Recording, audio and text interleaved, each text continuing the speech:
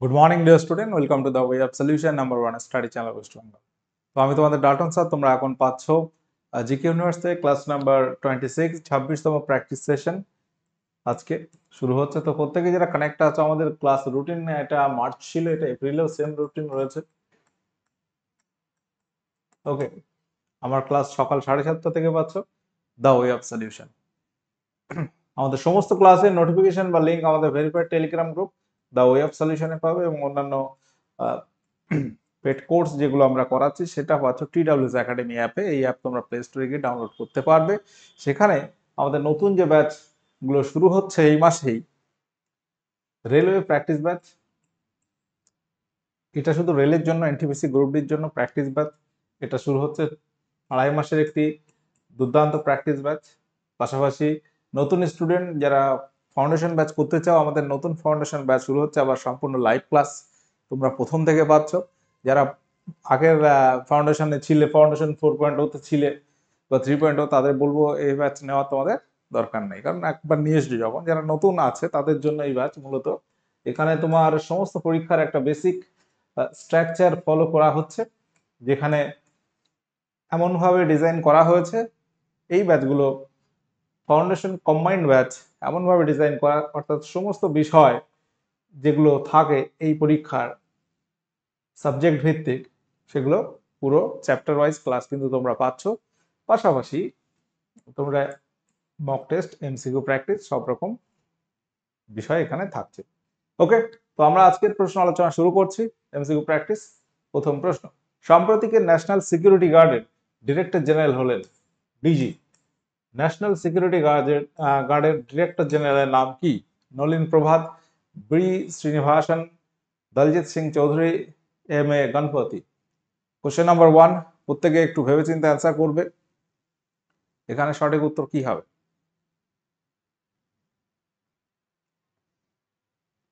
তো কোশ্চেন হচ্ছে national security guard.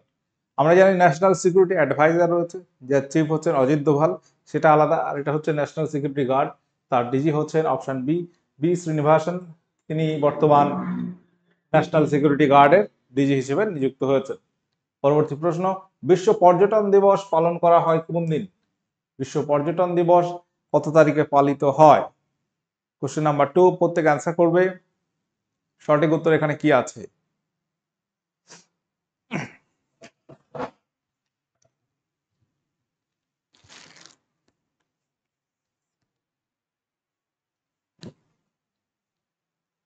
বিশ্ব পর্যটন দিবস পালিত হয় কোন দিন? সেপ্টেম্বর মাসের 27 তারিখে মূলত এটা পালিত হয়, বিশ্ব পর্যটন দিবস। কোশ্চেন নাম্বার 3, প্যারাডাইস রিঙ্গেট এর রচয়িতা হলেন কে? প্যারাডাইস রিঙ্গেট, একটা আছে জন মিল্টনের প্যারাডাইস লস্ট, আর এটা হচ্ছে প্যারাডাইস রিঙ্গেট। এই আহ, লেখাটির রচয়িতা হলেন কে? ওয়ার্ডসওয়ার্থ, উইলিয়াম ওয়ার্ডসওয়ার্থ, ক্লোরিজ শেক্সপিয়ার, নাকি জন মিল্টন? কোশ্চেন হচ্ছে 3, সঠিক উত্তর এখানে আমরা বলবো অপশন ডি, জন মিল্টন হয়ে যাবে। প্যারাডাইস রিগাইন্ড, আমার একটু উচ্চারণ ভুল ছিল। প্যারাডাইস রিগাইন্ড যেটা একটা পোয়েম, মূলত এটা জন মিল্টনের রচিত। 1671 সালে এটি প্রকাশিত হয়। আচ্ছা, রুদ্ধ সঙ্গীত নাটকটি কার জীবন অবলম্বনে সৃষ্ট? এটি কার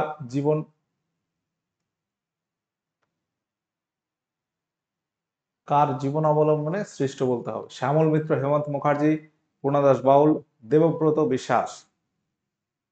তো বিভিন্ন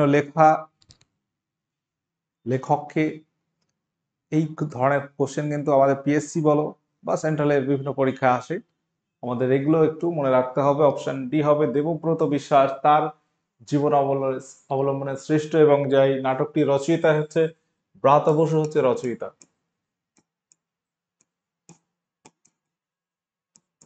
তিনি হচ্ছেন রচয়িতা। এয়ার ইন্ডিয়া সিও পদে কে নিযুক্ত আছেন? এয়ার ইন্ডিয়া যার চিফ এক্সিকিউটিভ অফিসার হিসেবে কে নিযুক্ত আছেন? এয়ার ইন্ডিয়া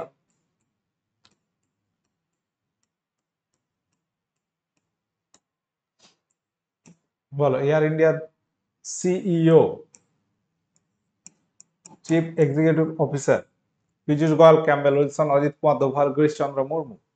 কোশ্চেন নাম্বার 5 সঠিক উত্তর হবে ক্যাম্বেল উইলসন। অপশন বি এখানে সঠিক উত্তর হয়ে যাচ্ছে। পরবর্তী কোশ্চেন, গ্লোবাল হাঙ্গার ইন্ডেক্স 2024 অর্থাৎ লেটেস্ট র্যাঙ্ক 2024 অক্টোবরে প্রকাশিত হয়েছিল, লাস্ট অক্টোবর 2024 প্রকাশিত হয় গ্লোবাল হাঙ্গার ইন্ডেক্স র্যাঙ্ক। এখানে ভারতের স্থান বর্তমানে কত আছে? প্রত্যেকে অ্যান্সার করো। সঠিক উত্তর এখানে কি হবে বলো।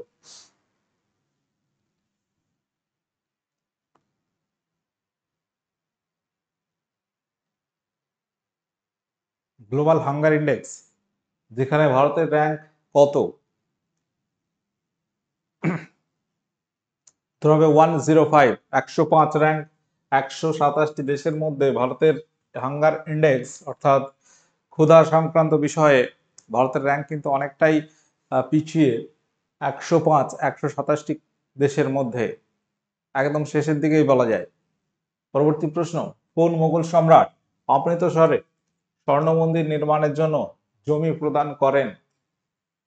কোন মোগল সম্রাট? অমৃতসরে আমরা জানি স্বর্ণ মন্দির রয়েছে, অমৃতসর শহরকেই গোল্ডেন সিটি বলা হয়। স্বর্ণ মন্দির কাদের? শিখদের রয়েছে, শিখ সম্প্রদায়ের গুরুদুয়ারা আমরা যেটা বলে থাকি। শিখ সম্প্রদায়ের জন্য যে অমৃতসরের স্বর্ণ মন্দিরটা আছে, গুরু রামদাসের সময় শুরু হয়েছে এবং গুরু অর্জুনের সময় যেটা কমপ্লিট হয়, সেখানে মুঘল সম্রাট আকবর কিন্তু জমি প্রদান করেন। মুঘলদের সঙ্গে কিন্তু শিখদের সম্পর্ক সেই সময় খুবই ভালো ছিল। মূলত আকবরের পরবর্তী জাহাঙ্গীরের সময় থেকে মুঘলদের সঙ্গে শিখদের ঝামেলাটা শুরু হয়। ঠিক আছে। আচ্ছা, পরবর্তী কোশ্চেন, বিক্রমদেব চরিত,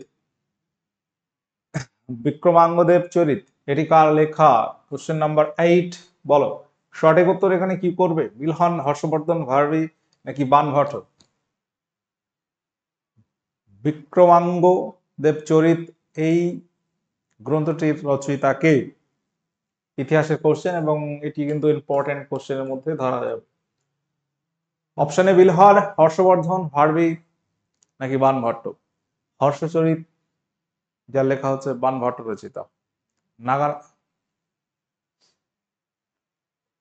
হর্ষবর্ধন রচিত কি রয়েছে?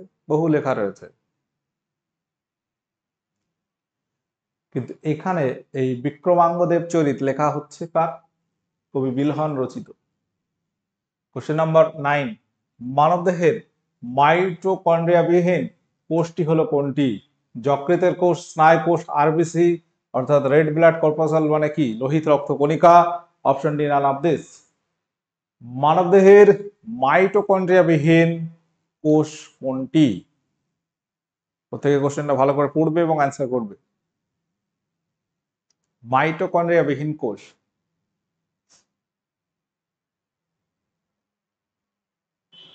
কোশ্চেন নাম্বার 9, এখানে সঠিক উত্তর বলবো আরবিসি। আরবিসি আমরা কোথায় পাচ্ছি? আরবিসি আমরা যেটাকে বলছি রেড ব্লাড কর্পাসাল বা লোহিত রক্তকণিকা।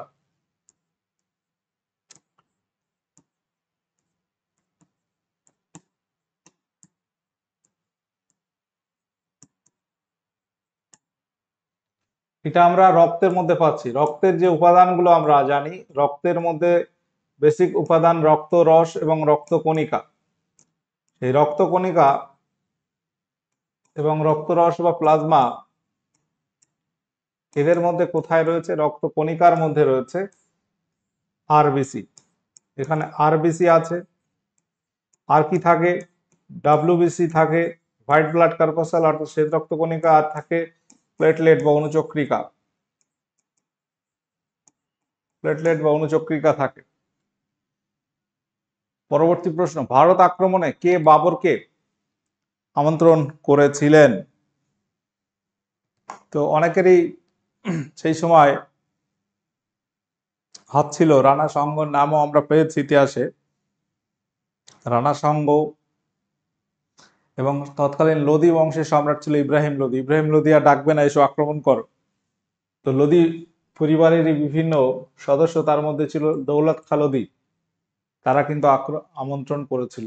অর্থাৎ তাদের উদ্দেশ্য একটাই ছিল যে ইব্রাহিম লোদিকে সরিয়ে আমরা ক্ষমতায় বসবো, কিন্তু সেটা মুঘল সম্রাট বাবর কেউ আক্রমণ করে যদি যেতে, সে কি ছেড়ে দেবে? ব্যাপারটা কিন্তু এরকম। আর এইভাবেই শুরু হলো পানিপথের প্রথম যুদ্ধ।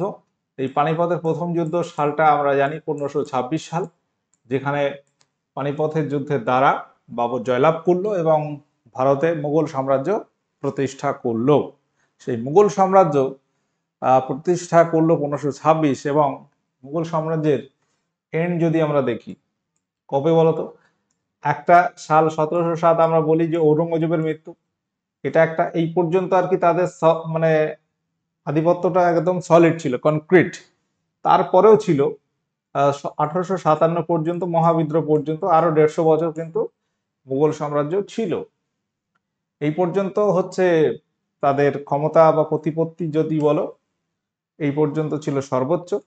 এবং ঔরঙ্গজেবের মৃত্যুর পরে তারপর আরো 150 বছর রাজত্ব করেছে, বাট আমরা জানি যে কিছু অঞ্চল হাতছাড়া হয়েছিল বা সেই আধিপত্য অতটা ছিল না।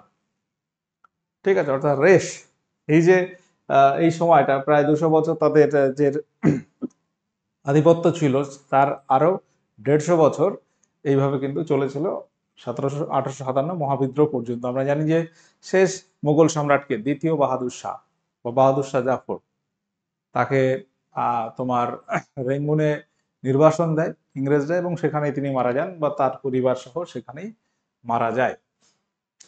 পরবর্তী প্রশ্ন, ভারতের 51তম প্রধান বিচারপতি কে? কোশ্চেন গুলো কিন্তু বিভিন্ন ভাবে হতে পারে, তোমরা বিভিন্ন ভাবে প্র্যাকটিস করতে হবে। ভারতের বর্তমান বিচারপতি কে, সেটা একটা প্রশ্ন হয়। ভারতের এরকম যদি উল্লেখ করে দেয় যে 50তম, 49তম, 51তম বিচারপতি কে ছিলেন বা আছেন, তখন কিন্তু তোমাদের এটাও জানতে হবে যে বর্তমান বিচারপতি তিনি কততম। ডিওয়াই চন্দ্রচূড়, এর আগে তিনি বিচারপতি ছিলেন, তিনি ছিলেন 50তম। বর্তমান বিচারপতি সঞ্জীব খান্না, তিনি কিন্তু 51তম chief justice of India, supreme কোর্টের প্রধান বিচারপতি। অপশন ডি এখানে রাইট অ্যান্সার হয়ে যাবে, প্রত্যেকে এটা নোট করো, ইম্পর্টেন্ট কোশ্চেন। পিত্তরস, পিত্তরসের পিএইচ কত হয়? পিত্তরস আমাদের শরীরে আছে, তাই তো? তো পিএইচ একটা স্কেল আমরা জানি, যার ফুল ফর্ম হচ্ছে পোটেনশিয়াল অফ হাইড্রোজেন। পিএইচ স্কেলের পার্টটা কত থেকে কত হয়? 0 থেকে 14 পর্যন্ত হয়। বিজ্ঞানী সোরেনসেন তিনি পিএইচ স্কেলের ধারণা দিয়েছিলেন। এই স্কেলের সাহায্যে আমরা কোনটি অ্যাসিড, কোনটি ক্ষার, কোনটি প্রশম, এগুলো কিন্তু বিবেচনা করতে পারি। তো পিএইচ স্কেলে যদি বলা হয় 0 থেকে 7, এটাকে আমরা কি বলি? বা লেস দ্যান 7, 7-এর কম হলে সেটাকে আমরা বলবো অ্যাসিড। মূলত 7-এর কম, লেস দ্যান 7 হলে সেটা অ্যাসিড, 7-এর কম। আর যদি পিএইচ স্কেল হচ্ছে 7 হয়, তাহলে আমরা বলি প্রশম, প্রশম। আর পিএইচ যদি 7-এর বেশি হয়, তখন আমরা কি বলি? 7-এর বেশি হলে সেটাকে আমরা বলি ক্ষার, বেস। তো এখানে পিত্তরসের পিএইচ হচ্ছে 7 থেকে 7.6 এর মধ্যে থাকে, অর্থাৎ ঈষৎ ক্ষারীয় হয়। মানুষের রক্তের পিএইচ কত? এগুলো কিন্তু পরীক্ষা আসে অনেক সময়, যে হিউম্যান ব্লাড, মানুষের রক্তের পিএইচ কত হয়?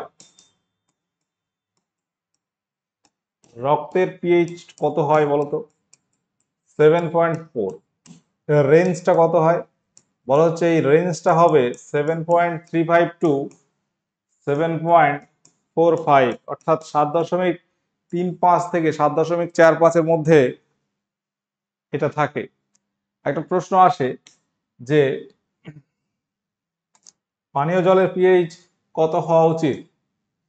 যদি পানীয় জলের কথা বলি আমরা, পানীয় জলের পিএইচ সীমা কত হওয়া উচিত? পিএইচ সীমা কত বলতে পারবে কেউ? পানীয় জল বা ড্রিঙ্কিং ওয়াটার, আমরা সাধারণ বা বিশুদ্ধ জলের পিএইচ বলবো 7, প্রসম হয়, না অ্যাসিড হবে না ক্ষার হবে। কিন্তু যদি রেঞ্জ আমরা বলি, পিএইচ সীমা বা লিমিট কত, মনে রাখবে 6.5 টু কত হয়? 6.5 টু 8.5, 8.5 এই রেঞ্জের মধ্যে থাকার কথা। ঠিক আছে। কোশ্চেন নাম্বার 13, ভারতের পঞ্চবার্ষিক পরিকল্পনার মূল উদ্দেশ্য কি ছিল? ফিফথ 5 ইয়ার প্ল্যানের মূল উদ্দেশ্য কি ছিল? প্রত্যেক অ্যান্সার করবে। সঠিক উত্তর এখানে কি হবে? ভারতের পঞ্চবার্ষিক পরিকল্পনার সময়কালটা কি মনে আছে তোমাদের? Fifth 5 year plan.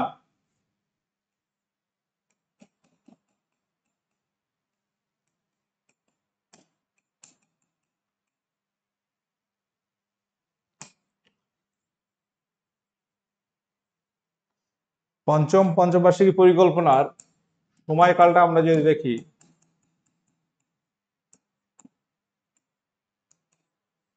কত থেকে কত, এটাও কিন্তু পরীক্ষা আসে। 1974 থেকে 1978, এটা হয় 4 বছর, 1 বছর কম হয়। প্রশ্ন আসে যে কোন পঞ্চবার্ষিক পরিকল্পনা 1 বছর কম হয়েছিল? উত্তর হবে পঞ্চম পঞ্চবার্ষিক পরিকল্পনা। এই পরিকল্পনার উদ্দেশ্য কি ছিল? স্বনির্ভরতা বা স্বয়ংভরতা অর্জন, দারিদ্র্য দূরীকরণ করা, অর্থনৈতিক স্থিতিশীলতা বজায় রাখা, রপ্তানি বৃদ্ধি করা, দারিদ্রতা দূরীকরণ, পূর্ণ নিয়োগ সাধন। উত্তর হবে অপশন বি হবে, দারিদ্রতা দূরীকরণ করা, অর্থনৈতিক স্থিতিশীলতা বজায় রাখা। এটা ছিল পঞ্চবার্ষিক পরিকল্পনার উদ্দেশ্য। এই সময় কিন্তু গরিবি হটাও এই কনসেপ্টটা পঞ্চবার্ষিক পরিকল্পনার সঙ্গে যুক্ত হয়, অর্থাৎ দারিদ্রতা দূরীকরণ। বিষয়টা এটা ছিল, দারিদ্রতা দূরীকরণ। পরবর্তী প্রশ্ন, কোন ধাতুটি সর্বাধিক তড়িৎ পরিবাহী? কোশ্চেন নাম্বার 14, বলো কোন ধাতুটি সর্বাধিক তড়িৎ পরিবাহী বা সব থেকে ভালো তড়িৎ পরিবহন করে? ZnAgAuAl। কোশ্চেন নাম্বার 14, তো এখানে আমরা সব থেকে ভালো পরিবাহী বা উত্তম পরিবাহী আমরা যদি দেখি, জিঙ্ক। Ag মানে কি বলতো? সিলভার, অর্থাৎ রূপা। আমরা সিলভার বা রূপো জানি সব থেকে ভালো পরিবাহী। অপশন বি সঠিক উত্তর হয়ে যাবে। এছাড়া অ্যালুমিনিয়াম বলো বা সোনা বলো, তামা, এগুলো খুব ভালো পরিবাহী, কিন্তু সব থেকে ভালো বললে অপশন বি অর্থাৎ সিলভার, এটি সব থেকে ভালো পরিবাহী। সব থেকে রোধ কম যদি বলি, সেটাও কিন্তু ওটাই হবে। যে পরিবাহীর রোধ বা বাধাটা কম হবে সে ভালো তড়িতের পরিবাহী হবে। আচ্ছা, এবার প্রশ্ন হচ্ছে 2030 সালে ফিফা বিশ্বকাপ, ফুটবল কিন্তু, হ্যাঁ, ফিফা মানেই ফুটবল বুঝে নিতে হবে, কয়টি দেশে অনুষ্ঠিত হবে? এখানে দেশ কয়টি বলো?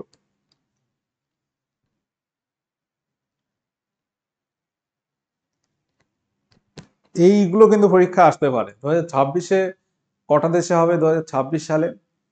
ইউএসএ, কানাডা, মেক্সিকো, 3টি দেশে হবে 2026 সালে। 2026-এ কোথায় হবে? মনে রাখো, ইউএসএ, এটা পরীক্ষা আসবে, কানাডা অ্যান্ড মেক্সিকো, এগুলো সব নর্থ আমেরিকা কন্টিনেন্টে পড়ছে, অর্থাৎ উত্তর আমেরিকা মহাদেশের মধ্যে পড়ছে। কিন্তু 2030 সালে হবে 6টি দেশে। 6টি দেশ কি কি হবে আমরা এখানে বলবো। মনে রাখবে, মরক্কো, পর্তুগাল, স্পেন, এটা হচ্ছে প্রধান প্রধান বেশিরভাগ খেলা হবে এই 3টি দেশে। মরক্কো হচ্ছে আফ্রিকান কান্ট্রি, আফ্রিকা মহাদেশের একটা দেশ। পর্তুগাল, স্পেন, এটা হচ্ছে ইউরোপের দেশ। আর South America, Uruguay, Argentina, Paraguay, এখানে একটি করে ম্যাচ হবে, একটি করে, প্রত্যেকটা দেশে একটি করে ম্যাচ হবে। অর্থাৎ উদ্বোধনী অনুষ্ঠান বা উদ্বোধনী একটা করে ম্যাচ হবে এখানে। কারণ আমরা জানি যে 2030 সাল যেখানে 100 বছর পূর্ণ হবে ফুটবল বিশ্বকাপের। কারণ 1930 সালে প্রথম ফুটবল বিশ্বকাপ শুরু হয়। প্রথম নাম ছিল জুলস রিমেট কাপ, পরবর্তীতে 1970-এর পর থেকে এটা ফুটবল বিশ্বকাপ নামকরণ হচ্ছে। যাই হোক, তাহলে এটা গেল 2030 সাল। 26 সালে কোথায় কোথায় হবে আমরা বললাম, ইউএসএ, কানাডা, মেক্সিকো, এটা মনে রাখতে হবে, ইম্পর্টেন্ট ইনফরমেশন এটাও আছে। আর 2034 সাল কোথায় হবে? 2034-এ কোথায় হবে এটাও কিন্তু নির্ধারিত হয়ে গেছে, সৌদি আরবিয়া। 2034 সালে হবে সৌদি আরব।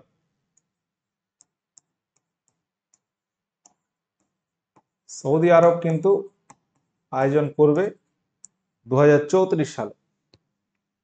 এটাও একসঙ্গে মনে রাখতে পারলে খুবই ভালো। পরবর্তী প্রশ্ন, গ্রানাইট এবং নিচ শিলা ক্ষয়প্রাপ্ত হয়ে সৃষ্টি হবে কোন মাটি? ল্যাটেরাইট মাটি, রেগুর, ভুর নাকি লাল মাটি? কোশ্চেন নাম্বার 16, বলো। গ্রানাইট এবং নিচ এগুলো ক্ষয়প্রাপ্ত সৃষ্টি হয় লাল মাটি। অপশন ডি যারা করছে উত্তর সঠিক হয়েছে। ঠিক আছে, রেড সয়েল। ভারতে যে মৃত্তিকাগুলো রয়েছে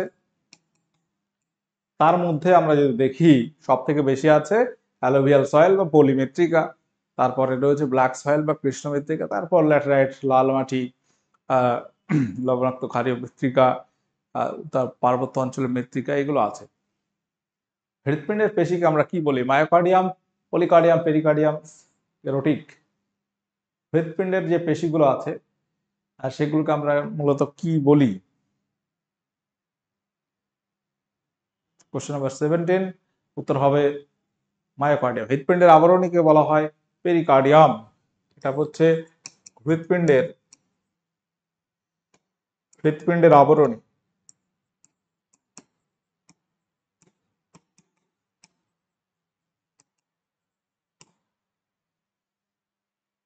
পরবর্তী কোশ্চেন, আর জল সমের একক কি? জল সম, ওয়াটার ইকুইভ্যালেন্ট এর এককটা কি হবে? এখানে ডিগ্রি সেন্টিগ্রেড, ক্যালোরি, গ্রাম নাকি ডাইন? বলো, জল সমের একক কি হবে? জল সম একটা জলের ভরকে বোঝায়। কোন বস্তুর 1 ডিগ্রি সেন্টিগ্রেড উষ্ণতা বৃদ্ধির জন্য যে তাপ লাগে সেই তাপ যতটুকু ভরের জলের উষ্ণতা 1 ডিগ্রি বৃদ্ধি করতে পারে সেটাকেই ওই বস্তুর জল সম বলা হবে। অর্থাৎ একটা বস্তু, ধরো একটা পেন, এর উষ্ণতা আমরা 1 ডিগ্রি বৃদ্ধি করতে চাইছি, যে পরিমাণ তাপ লাগলো, ধরো 500 ক্যালোরি তাপ লাগলো, কথার কথা, ওই 500 ক্যালোরি তাপ যদি 25 গ্রাম জলের উষ্ণতাকে 1 ডিগ্রি বাড়াতে পারে, তাহলে এই পেনটা জল সম হবে 25 গ্রাম। 25 গ্রাম ভরের জলের উষ্ণতা যদি 1 ডিগ্রি বৃদ্ধি করতে পারে, 1 ডিগ্রি সেন্টিগ্রেড হোক বা 1 কেলভিন হোক, তাহলে সেটাকে বলা হবে এই বস্তু জল সম। অর্থাৎ সেটা একটা ভরের সঙ্গে তুলনা করা হয়, অর্থাৎ এটা ভরের এককের সমান। মনে রাখবে, জল সমের একক মানে ভরের একক। বস্তুর ভরের একক কি? এককের সমান। বস্তুর ভরের একক সিজিএস পদ্ধতিতে গ্রাম হবে, এসআই পদ্ধতিতে ডাইন হবে। ভরের একক কি? সিজিএস পদ্ধতিতে আমরা কি জানি? গ্রাম হবে। এসআই পদ্ধতিতে ভরের একক কি হয়? এসআই পদ্ধতি হবে কেজি বা কিলোগ্রাম। কেজি বা কিলোগ্রাম। পরবর্তী প্রশ্ন, আগুন পাখি এর লেখক কে? আগুন পাখির লেখক কে? হাসান আজিজুল হক, জাহানারা ইমাম, দেবেশ রায়, শঙ্খ ঘোষ? উত্তর হবে হাসান আজিজুল হক। আগুন পাখি একটা কবিতা, যার লেখক হচ্ছে হাসান আজিজুল হক। আচ্ছা, কংগ্রেসের প্রথম গ্রাম অধিবেশন, ফয়েজপুর অধিবেশনটা কোথায় হয়? এই সরি, কত সালে হয়? এখানে সভাপতি ছিল আমাদের প্রথম প্রধানমন্ত্রী জওহরলাল নেহেরু সভাপতি ছিলেন এই অধিবেশনের। প্রেসিডেন্ট বা সভাপতি কে ছিলেন? জওহরলাল নেহেরু বা JL নেহেরু।